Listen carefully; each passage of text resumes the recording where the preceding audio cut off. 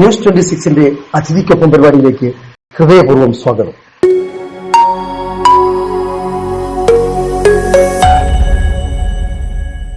കേരളീയ സമൂഹം വാർത്തകൾക്കൊപ്പം ചരിത്രങ്ങൾക്കൊപ്പം പുതിയ പുതിയ വിഷയങ്ങൾക്കൊപ്പം സഞ്ചരിക്കാൻ ഇഷ്ടപ്പെടുന്നവരാണ്. അത്തരത്തിൽ ദിനേന അനവധി വിഷയങ്ങൾ ഉണ്ടാവാറുണ്ട്. ചരിത്രങ്ങൾ വളച്ചൊടിക്കപ്പെടുമ്പോൾ, മതപരമായ വിഷയങ്ങളിൽ സംശയങ്ങൾ ഉണ്ടാകുമ്പോൾ, മതപരവും സാമൂഹികവും സാംസ്കാരികവും സാമുദായികവുമായ വിഷയങ്ങളിലൊക്കെ ഒരു കൃത്യമായ വസ്തുനിഷ്ഠമായ ഉത്തരം വേണമെന്ന് സമൂഹം ആഗ്രഹിക്കുമ്പോൾ, വസ്തുനിഷ്ഠമായ വിഷയാധിഷ്ഠിതമായ വർത്തമാനങ്ങളുമായി മലയാളികളുടെ മുമ്പിൽ സ്റ്റേജുകളിലും പേജുകളിലും മീഡിയകളിലുമെല്ലാം എത്തുന്ന നമ്മൾ പ്രതീക്ഷിക്കുന്ന ഒരു നാമമുണ്ട്, അബ്ദുസ്സമദ് പൂക്കോട്ടൂർ.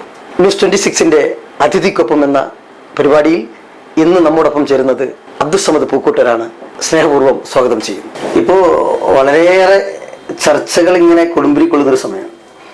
ആ സമയത്ത് സോഷ്യൽ മീഡിയ അത്രയേറെ സ്വാധീനിക്കപ്പെടുന്നൊരു സമയമാണ്. സോഷ്യൽ മീഡിയയിൽ പല ഹാൻഡിലുകളിൽ നിന്നും അപ്പോൾ അങ്ങേക്കെതിരെയാണ് വളരെയേറെ രൂക്ഷമായ പ്രതികരണങ്ങളും പ്രചാരണങ്ങളൊക്കെ നടക്കുന്നത്. അങ്ങേ തന്നെ ഇങ്ങനെ ഫോക്കസ് ചെയ്യാൻ വേണ്ടിയോ അല്ലെങ്കിൽ നേരിടാനൊക്കെ ഉള്ള കാരണം എന്തായിരിക്കും? ഞാൻ മനസ്സിലാക്കുന്നത് ബഹുമാനപ്പെട്ട അലി റളിയല്ലാഹു തആല ആണോ ഷാഫി ഇമാം തങ്ങളാണോ എന്നെനിക്കറിയില്ല. രണ്ടിലൊരാളുടെ ഒരു വാചകം ഞാൻ വായിച്ചിട്ടുണ്ട്. അദ്ദേഹത്തോട് ചോദിച്ചു, കൈഫൻ അരിഫു അഹ്ലുൽ ഹഖി, സത്യത്തിന്റെ അഹരികാരം നമ്മൾ എങ്ങനെയാണ് മനസ്സിലാക്കുക എന്ന് ചോദിച്ചു. അതായത് സത്യത്തിന്റെ പക്ഷത്ത് നിൽക്കുന്ന ആളുകൾ നമുക്ക് തിരിച്ചറിയാനുള്ള ഒരു മാർഗ്ഗമാണ് ബഹുമാനപ്പെട്ടവരോട് ചോദിച്ചത്. അതിന് അദ്ദേഹം പറഞ്ഞൊരു രസകരമായ മറുപടി ഉണ്ട്. അദ്ദേഹം അതിന് പറഞ്ഞ മറുപടി, ഇത്തബിയ സിഹാമൽ അദുവീന, ശത്രുവിന്റെ അമ്പിനെ പിന്തുടരുക. ഒരു ശത്രു എങ്ങോട്ടാണ് അമ്പ് ചെയ്യുന്നത് അത് നോക്കുക. അങ്ങനെ നിങ്ങൾ നോക്കിയിട്ട് ആ അമ്പ് എവിടെ ചെന്നാണ് തറക്കുന്നത് നോക്കിയാൽ ഫഹിയ തുർഷിദുക ഇലൈഹിം എന്നാണ്. ഈ സത്യത്തിന്റെ അഹിലുകാരിലേക്ക് ആ അമ്പ് എത്തിച്ചേരുന്നത് കാണാൻ കഴിയും. അപ്പോൾ അമ്പ് ചെയ്യുന്നവർ ഉദ്ദേശിക്കുന്നത് ഒരു സത്യം പറഞ്ഞ ആളെ ശരിക്ക് ഇരുത്തുക അല്ലെങ്കിൽ പിന്തിരിപ്പിക്കുക എന്നുള്ളതാണ്.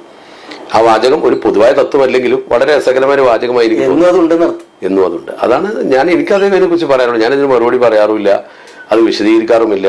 ഇത് തന്നെ താങ്കൾ ന്യൂസ് 26ന് വേണ്ടി പ്രത്യേകം താല്പര്യപ്പെട്ടത് കൊണ്ട്, നിർബന്ധിച്ച് പറഞ്ഞതുകൊണ്ട് താങ്കളുടെ ചോദ്യത്തിന് മറുപടി നൽകുന്നു എന്ന് മാത്രമേ ഉള്ളൂ.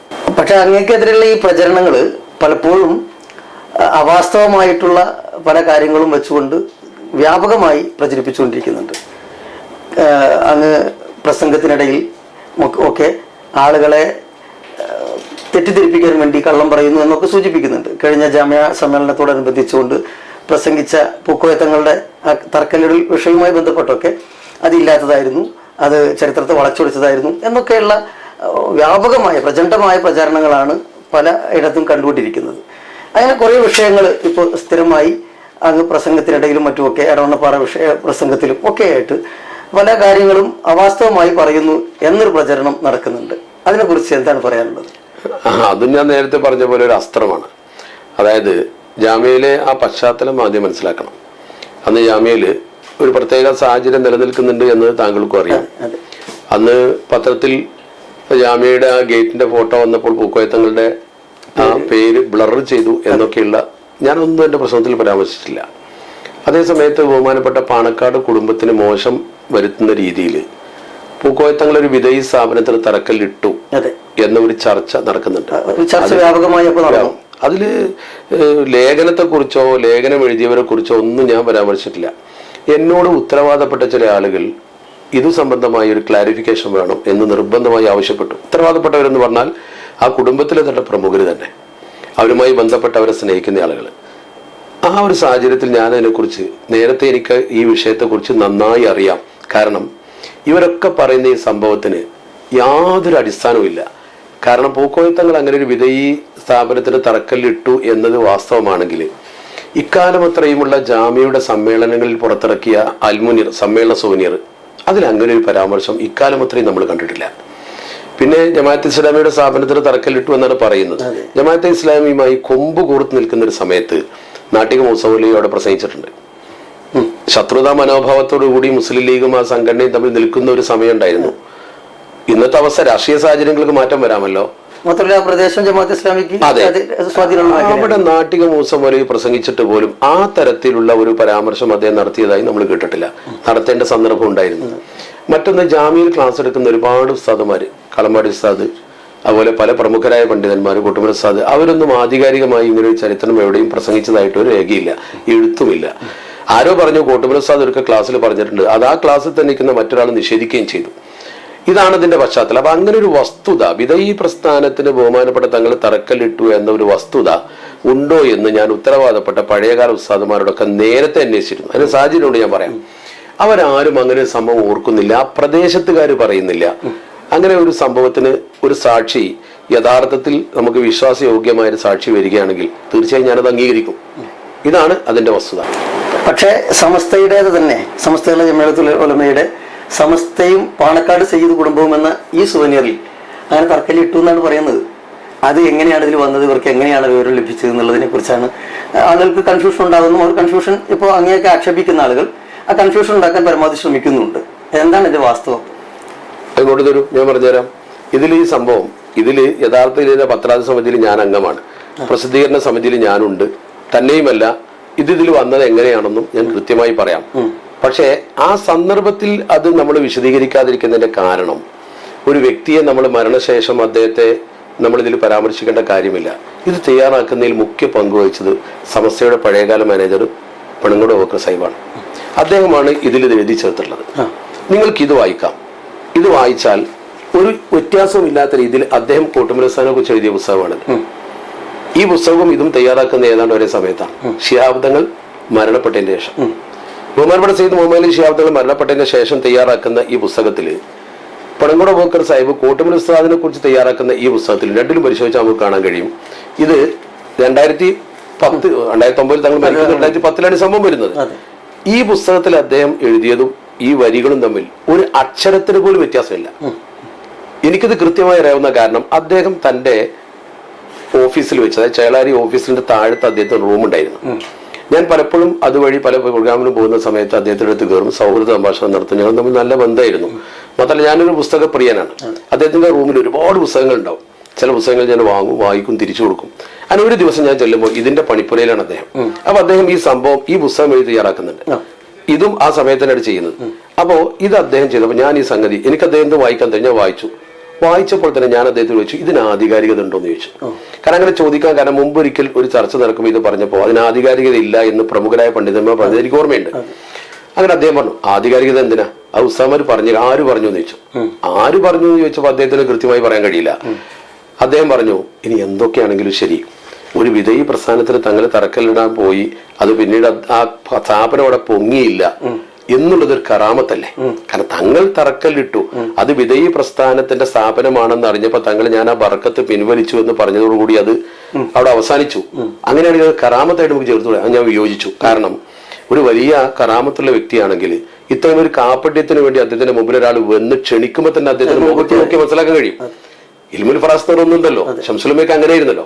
അയാളെ നോക്കിയാൽ തന്നെ മനസ്സിലാവും. അപ്പൊ അത് മനസ്സിലാകാതെ ചതിയിൽ പെട്ടുപോയി എന്ന് പറയുമ്പോൾ അതിന്റെ അർത്ഥം എന്താ? അപമാനിക്കലല്ലോ. അങ്ങനെ വരില്ലെന്ന് ചോദിച്ചു. അങ്ങനെയും വ്യാഖ്യാനിച്ചു, രണ്ട് വ്യാഖ്യാനവും ആകാം. ആ വ്യാഖ്യാനം തെറ്റല്ല, ഇതും തെറ്റല്ല. അതുകൊണ്ട് ഇത് ചേർക്കാതിരിക്കലല്ല നേരം. പണംകൊണ്ട് ഒരു പ്രത്യേക സ്വഭാവമുണ്ട്. അദ്ദേഹം ഒരു കാര്യം തീരുമാനിച്ചാൽ അത് അദ്ദേഹം നടപ്പാക്കും. അദ്ദേഹം എന്നോട് യോജിച്ചു. ഞങ്ങൾ ആ വിഷയത്തിൽ ഒരു 10 മിനിറ്റ് തർക്കിച്ചതിന് ശേഷം അദ്ദേഹം അതിൽ ചേർത്തപ്പോൾ ഞാൻ വിയോജിച്ചു. പിന്നീട് ഇതിന്റെ പുസ്തക പരിചയപ്പെടുത്തൽ നടത്തിയ ആൾ ഞാനാണ്.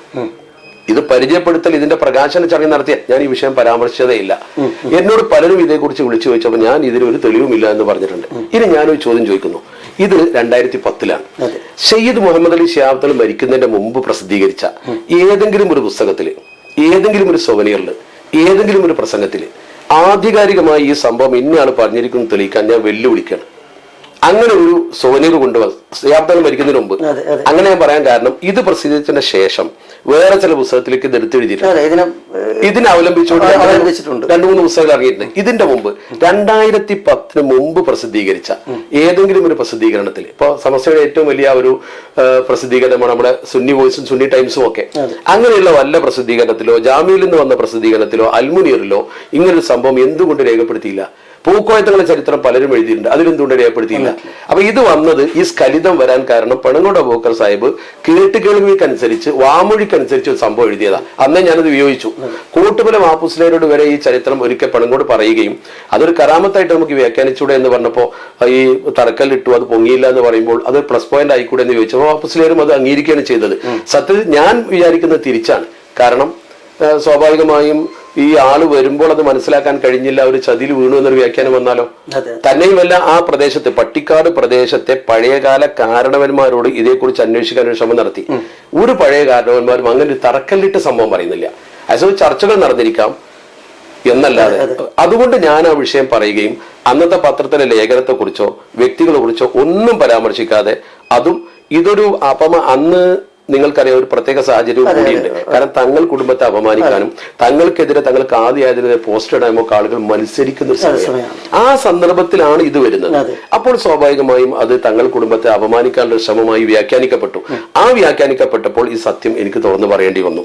ഞാൻ ഇപ്പോഴും പറയുന്നു, അങ്ങനെ തറക്കല്ലിട്ടു എന്നൊരു solid evidence, crystal clear evidence കൊണ്ടുവരികയാണ് ഞാനത് അംഗീകരിക്കും. ഞാൻ അംഗീകരിക്കാൻ തയ്യാറാണ്. ഇതിൽ വന്നു എന്നതുകൊണ്ട് നമ്മുടെ കിതാബുകളിൽ നമ്മുടെ പുസ്തകങ്ങളിൽ പലപ്പോഴും സ്ഖലിതങ്ങൾ ഉണ്ടാവാറുണ്ട്. ഉദാഹരണമായിട്ട് ജാമ്യക്ക് തറക്കല്ലിട്ടത് കോഴിക്കോട് വലിയ കാലി സെയ്ദ് ശിഹാബുദ്ദീൻ ബിച്ചിക്കോയ തങ്ങളാണ് എന്ന് പല പുസ്തകത്തിലും വിചാരിക്കുന്ന ആൾക്കാരുണ്ട്. അത് അദ്ദേഹമല്ല, അത് കോയ വീട്ടിൽ സെയ്ദ് ശിഹാബുദ്ദീൻ ബിച്ചിക്കോയ തങ്ങളാണ്, അത് വേറെ ആളാണ്. രണ്ടാണ്. അപ്പൊ ചില ചരിത്രങ്ങളിൽ ചിലപ്പോൾ അത് പകർത്തി എഴുതുമ്പോഴും ഒരാൾ പ്രസംഗിക്കുന്നത് കേട്ട് നമ്മൾ മനസ്സിലാക്കി പ്രസംഗിക്കുമ്പോഴൊക്കെ തെറ്റി വരാറുണ്ട്. അങ്ങനെ ഒരു സ്ഖലിതമാണ് പണങ്ങോട് അബൂബക്കർ സാഹിബിന് സംഭവിച്ചത്. അദ്ദേഹത്തെ ഇതിലേക്ക് വലിച്ചിഴക്കുന്നത് മരണാനന്തരം അദ്ദേഹത്തോട് ചെയ്യുന്നത് തെറ്റായിപ്പോ. ഞാൻ ഇപ്പോഴും അദ്ദേഹത്തിനോട് പ്രാർത്ഥിക്കുന്നു, അള്ളാഹു അദ്ദേഹത്തിന് മഗ്ഫിറത്ത് കൊടുക്കട്ടെ. ഞാൻ അദ്ദേഹത്തെ കുറ്റപ്പെടുത്തല്ല. അദ്ദേഹം ഇത് പൂക്കോയ തങ്ങളുടെ കറാമത്തായിട്ടാണ് ചേർത്തത്, അപമാനിക്കാനല്ല. പക്ഷെ ആ കറാമത്താക്കി ചേർത്തത് പിന്നീട് പൂക്കോയ തങ്ങളുടെ ന്യൂനതയായി ചിത്രീകരിക്കാൻ ചിലർ ഉപയോഗപ്പെടുത്തുന്നു എന്ന് കണ്ടപ്പോൾ ഈ വസ്തു ഞാൻ തുറന്നു പറഞ്ഞു എന്നേ ഉള്ളൂ. അത് ആർക്കും എതിരല്ല, ഒരു വസ്തുത ഞാനിവിടെ സംസാരിച്ചു. അല്ലപ്പോഴും കാര്യത്തില് അങ്ങിങ്ങനെ പറഞ്ഞു എന്ന് പറഞ്ഞ് അങ്ങേ ആക്ഷേപിക്കാൻ ശ്രമിക്കുമ്പോഴും അത് പൂക്കോയ തങ്ങളോടുള്ള അവമതിക്കലാണെന്നുള്ളത് അവർ മനസ്സിലാക്കാതെയാണോ മനഃപൂർവ്വമാണോ? അവരുദ്ദേശിക്കുന്നത് ഞാൻ പറഞ്ഞ തെറ്റാണ് എന്ന് ചിത്രീകരിച്ച് ഞാൻ പറയുന്നതിന് ആധികാരികതയില്ല എന്ന് വരുത്തി തീർക്കാനുള്ള ഒരു വ്യാജ ശ്രമമാണ്. അതിന്റെ കാരണം നമ്മൾ നിൽക്കുന്ന ഭാഗം ശരിയല്ല എന്ന് സ്ഥാപിക്കാനുള്ള ഒരു തെളിവായിട്ട് അവരിത് കൊണ്ടുവരുമ്പോൾ, ഇതിന്റെ ചരിത്രം അറിയാവുന്ന ആളാണ് ഞാൻ. ഇത് കൃത്യമായി ഇത് തയ്യാറാക്കുന്നതിൽ പങ്കുവഹിച്ച ആളാണ് ഞാൻ. ഇത് അറിയാത്ത കൊണ്ടല്ല ഞാനവിടെ പ്രസംഗിച്ചത്. ഇനി ബാക്കിയുള്ള കാര്യങ്ങളൊക്കെ നേരിട്ട് ചോദിച്ചാൽ അവർക്ക് ഇതിനേക്കാൾ കൂടുതൽ വിശദീകരണം എനിക്ക് പറഞ്ഞു കൊടുക്കാൻ കഴിയും ഈ വിഷയത്തിൽ. അത്ര എനിക്കത് കുറിച്ചോ ഞാൻ ഒരു വ്യാജവും പറഞ്ഞിട്ടില്ലെന്ന് മാത്രമല്ല, ഇനി അവരങ്ങനെ പറഞ്ഞപ്പോൾ എന്തുകൊണ്ട് ഞാൻ ഇതുവരെ മറുപടി, ഞാൻ പലപ്പോഴും 1-2 അഭിമുഖത്തിൽ അത് പറഞ്ഞിട്ടുണ്ട്. പിന്നെ ഇതിങ്ങനെ പറഞ്ഞു നടക്കേണ്ട കാര്യം എനിക്കില്ല. കാരണം അവർ സ്ഥിരമായി ചില ആളുകൾ, ആധികാരികമായ ആളുകളൊന്നുമല്ല, അടുത്ത കാലത്ത് വന്ന നമ്മളൊക്കെ പ്രവർത്തിക്കാൻ തുടങ്ങിയ ശേഷം പിൽക്കാലത്ത് കടന്നു വന്ന ചില ആളുകൾ എസ് രൂപീകരണത്തിലോ അതല്ലെങ്കിൽ നമ്മുടെ സംഘടന ത്യാഗം സഹിച്ച സമയത്ത് ഒന്നും പങ്കുകൊള്ളാത്ത ആളുകൾ, പുതിയ കുറെ ആളുകൾ നവജാത ശിശുക്കളെ പോലെ വന്ന് പറയുന്നതിന് ഞാൻ മറുപടി പറയേണ്ട കാര്യമില്ലല്ലോ. എനിക്കതിന്റെ ആവശ്യവുമില്ല. ഇത്രയേ ഉള്ളൂ.